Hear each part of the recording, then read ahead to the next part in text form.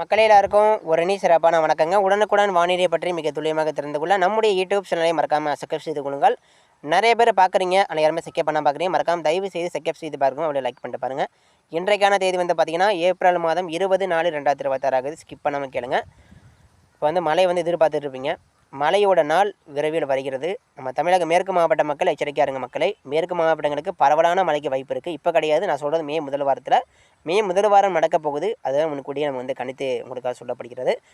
தருமபுரி, கிருஷ்ணகிரி, சேலம் மற்றும் இந்த நீலகிரி முதல் கன்னியாகுமரி வரைக்கும் இந்த மேற்கு உள் மாவட்டம் மற்றும் இந்த மேற்கு கரூர், சேலம், அதே போல் திருப்பத்தூர், ராணிப்பேட்டை, திருவண்ணாமலை, திருச்சி, தஞ்சாவூர் இந்த மேற்கு உள் மாவட்டங்களுக்கு அதிகமான மழை வந்து பதிவாக போகுது மே முதல் வாரத்தில்.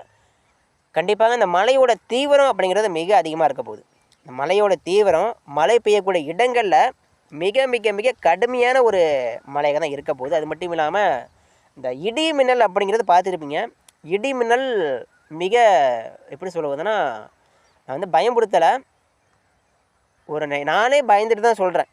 நானே பார்த்தீங்கன்னா இந்த கணிப்பில் பார்த்தீங்கன்னா ஒரு பயந்துட்டு தான் சொல்கிறேன்.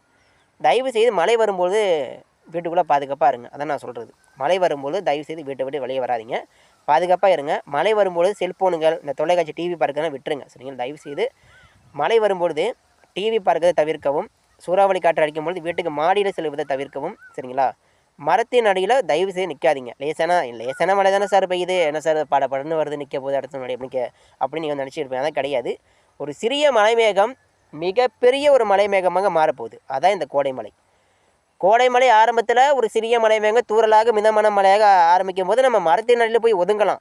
அதுவே நேரம் ஆக ஆக ஆக என்ன ஆகுதுன்னா மிகப்பெரிய ஒரு மலைமேகமாக உருவெடுக்குது. மிகப்பெரிய மலைமேகமாக அது உருவெடுக்குவது மட்டும் இல்லாமல் பலவிதமான தீங்குகள், பலவிதமான ஆபத்தை நமக்கு ஏற்படுத்த வாய்ப்பு இருக்குது. இடி மின்னலுடைய பாதிப்பு ஒரு திடீரென்று ஒரு நொடியில், அதாவது பார்த்துருப்பீங்க, வெயில் அடிக்கும் போதே மழை பெய்யும். அப்படி வெயில் அடிக்கும் போது மழை பெய்தால் நிறைய பேர் வந்து இப்போ கொஞ்சம் இடத்துல மழை வந்து நிற்க போகுது அப்படின்னு நினச்சிக்கிட்டு மரத்தின் அடி போய் ஒதுங்குவாங்க. அதெல்லாம் தயவுசெய்து அந்த தவறை செஞ்சிடாதீங்க, சரிங்களா? இனிமேல் யாருக்கும் எதுவும் ஆகிடக்கூடாது, சரிங்களா? யாருக்கும் எதுவும் ஆகிடக்கூடாது. வரக்கூடிய கோடை மழையில் எதிர்கூட எல்லாம் ரெடியாக இருங்க, பாதுகாப்பாக இருப்போம், சரிங்களா? எவ்வளோ பெரிய மழை வந்தாலும், இப்போ மட்டும் இல்லை, வரும் காலங்களில் நம்ம மழைக்காலங்களில் புயல் வந்தாலும் சரி, இல்லை மிகப்பெரிய அது புயலாக வந்தாலும் சரி, எவ்வளோ பெரிய புயல்கள், எவ்வளோ பெரிய மழை வந்தாலும் நம்ம வந்து எல்லோரும் ஒன்றுமையாக சேர்ந்து ஒற்றுமையாக இருந்து நம்ம எல்லோரும் பாதுகாப்பாக இருந்து தற்காத்துக் கொள்வோம், சரிங்களா? முடிஞ்ச வரைக்கும் மழை வரும்பொழுது எல்லோரும் பாதுகாப்பாக இருங்க, சரிங்களா? தயவுசெய்து எச்சரிக்கையாக இருங்க மக்களே. ஸ்கிப் பண்ணாமல் கேளுங்க. யாரும் நான் வந்து பயன்படுத்த சொல்லலை. நடக்க போகுது. விரைவில் மழை வரும்போது உங்களுக்கே தெரியும் அந்த மழையோட தீவிரத்தன்மை. நான் சொல்லுவது எல்லாமே இப்போ வந்து உங்களுக்கு வந்து ஒரு சிரிப்பாக இருக்கும். நிறைய பேர் சிரிப்பாங்க, சிரிக்கிறாங்க. என்ன சார் இது நீங்கள் போய் சொல்கிறீங்க அப்படிங்க சொல்லுவாங்க. நடக்கும்போது உங்களுக்கு புரியும். கண்டிப்பாக அது நடக்கும்பொழுது மறக்காமல் நம்ம சேனலில் மறக்காமல் வந்து கமெண்ட் பண்ணுவீங்க, நான் நம்புகிறேன். ஸ்கிப் பண்ணாமல் கேளுங்க, இந்த அறிக்கையை முழுமைக்கும் கேளுங்க. சரிங்க, அடுத்தபடியே நம்ம பார்க்கலாங்க. மழை வரும்பொழுது என்னென்ன ஏற்படும், என்னென்ன பாதிப்புகள் ஏற்படும், பாதிப்புகளை கொடுத்து இப்போ நம்ம விரிவாக பார்க்கலாம். ஸ்கிப் பண்ணாமல் கேளுங்க மக்களே. இது வரைக்கும் நம்ம சேனலில் யாராவது செக்கப் பண்ணாமல் பார்த்தீங்கன்னா மறக்காமல், புதுசாக பார்க்குறவங்க மறக்காமல் தயவுசெய்து செக்கப் பண்ணிட்டு பாருங்கள், அப்படி லைக் பண்ணிட்டு பாருங்கள். மழை வரும்பொழுது கவனிக்க, நீண்ட நாட்களுக்கு பிறகு, நீண்ட வாரங்களுக்கு பிறகு மழை பெய்யும் பொழுது இருக்கக்கூடிய வெப்பம் மிக அதிகமாகவே இருக்கும். இதனால் அதிகமான வெப்பத்தை பயன்படுத்தி அந்த மலைமேகம் என்ன ஆகுதுன்னா மிகப்பெரிய ஒரு மலைமேகமாக உருவெடுக்கும். மிகப்பெரிய ஒரு மலைமேகமாக உருவெடுக்கும். இப்போ எடுத்துக்காட்டாக மே முதல் வாரம் தருமபுரியில் ஒரு மலைமேகம் உருவாகுது. இது எடுத்துக்காட்டு நடக்கும். தருமபுரியில் குறிப்பாக இந்த தருமபுரிக்கு மேற்கு ஒரு மலைமேகம் உருவாகுதுன்னு வச்சுக்கோங்களேன். இந்த கிழக்கு திசையிலிருந்து வீசக்கூடிய காற்று, அது ஈரப்பதமான காற்று அப்படியே மேற்கு நோக்கி போயிட்டே இருக்குது, வலுவாக அப்படியே போயிட்டு இருக்கு. அந்த நேரத்தில் தருமபுரிக்கு மேற்கு ஒரு மலை வந்து உருவாகுது. ஒரு சிறிய மலை மேகமாக உருவாகுது. தொடக்கத்தில் தூறல் மழை, மிதமான மழையெல்லாம் கொடுத்துக்கிட்டு இருக்குது. ஸோ இந்த மேகம் அப்படிங்கிறது ஒரு சிறிய மலை மேகமாக இருக்குது. தொடக்கத்தில் அப்படி உருவாகுது. அப்போ இது என்ன ஆகுது, ஒரு சரியாக ஒரு 4 மணிக்கு மேலே 5 மணிக்குள்ளே ஒரு காற்று அப்படியே வலுவாக போகுது. ஈரப்பதமான காற்று மேற்கு நோக்கி அப்படியே வலுவாக அப்படியே வீசுது, பலமாக வீசுது. இப்படி வீசும்போது என்ன ஆகுது, தஞ்சாவூரை தாண்டி திருச்சிராப்பள்ளி மாவட்டத்தை கடந்து சேலம் மாவட்டையும் கடந்து அந்த காற்று வந்து அந்த தருமபுரியில் போய் இப்போ படும்பொழுது என்ன ஆகுதுன்னா, அந்த சிறிய மலை மேகம், அந்த ஈரப்பதமான காற்று அந்த மலை மேகத்தில் படும்பொழுது அது மிகப்பெரிய ஒரு மலை மேகமாக உருவெடுக்குது. இதான் ஒரு சிறிய மலைமேகத்தை மிகப்பெரிய ஒரு மலைமேகமாக மாற்றுவதற்கு முக்கியமான காரணமே இந்த ஈரப்பதமான காற்று, அதாவது கடல் காற்றுன்னு சொல்லுவாங்க. இது வந்து பார்த்தீங்கன்னா தொலைதூரத்திலிருந்து கடல் காற்று வீசி வருது பாருங்க, அதில் தான் அதிகமான ஈரப்பதமான காற்றும் இருக்கும், அதிகமான அதில் தான் நீராவி காற்றும் இருக்கும். ஸோ அப்படிப்பட்ட காற்று வந்தால் தான் நம்ம தமிழ்நாட்டிற்கு மிகப்பெரிய ஒரு மழை வந்து நம்ம எதிர்பார்க்க முடியும். ஆனால் இப்போது பார்த்தீங்கன்னா அந்த தன்மை இல்லை. இப்போதைக்கு தென்மேற்கிலிருந்து காற்று வரவில்லை, ஆனால் தெற்கிலிருந்து காற்று வீசுது. அது எங்கே வீசுது? ஏதோ சில மணி நேரங்கள் வீசுது. அதுவும் வேகம் குறைஞ்சிருச்சு. இப்போ பார்த்தீங்கன்னா மாலையில் வீசக்கூடிய காற்றுடைய வேகம் குறைஞ்சிருச்சு. தஞ்சாவூர் வரைக்கும் காற்று வருது, ஆனால் தஞ்சாவூருக்கு மேற்கு காற்று போக மாட்டேங்குது பாருங்கள். திருச்சிராப்பள்ளியில் கூட அந்த காற்று வந்து தொட மாட்டேங்குது. மிக மிக மிக குறைந்த வேகம் இந்த காற்று. தஞ்சாவூரையும் கடந்து திருச்சிராப்பள்ளி மாவட்டத்தையும் தாண்டி உள்ளே போனால் தான் மலை மேகத்தை ஏற்படுத்தும். சரிங்களா? அதுக்கு ஈரப்பதமான காற்று வந்தால் அப்படி நடக்கும். அது விரைவில் முதல் வாரம் நடக்க போகுது. நான் வந்து முன்கூட்டியே சொல்கிறேன். சரிங்களா? இப்போ எடுத்துக்காட்டாக தர்மபுரி நம்ம பார்த்தோம்.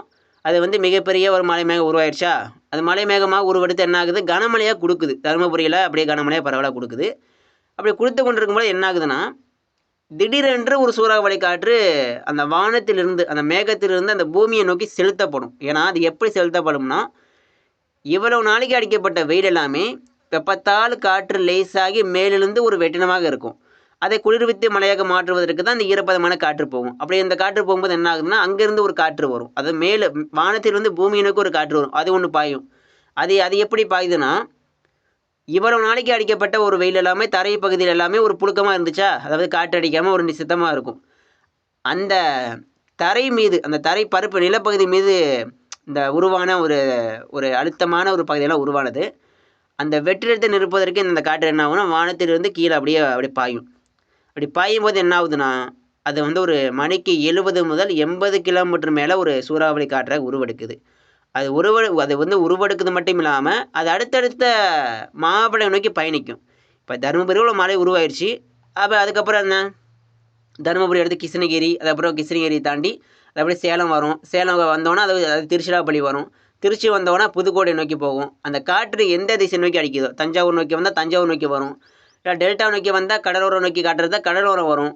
அந்த காற்று எந்த திசை நோக்கி வலுவாக வீசுகிறதோ அந்த திசை நோக்கி தான் மழை உருவான இடத்துலேருந்து அடுத்தடுத்து அப்படி தாண்டி போயிட்டே இருக்கும். இது வந்து நடக்கும் விரைவில்.